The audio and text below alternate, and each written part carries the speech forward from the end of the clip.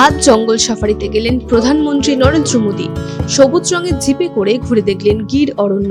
3 দিনের গুজরাট সফরে বিশ্ব বন্যপ্রাণী দিবসে জুনাগড়ে ভ্রমণ করতে তাকে দেখা গেল ক্যামেরা হাতে জঙ্গলের বন্যপ্রাণীদের ছবি তুলতে।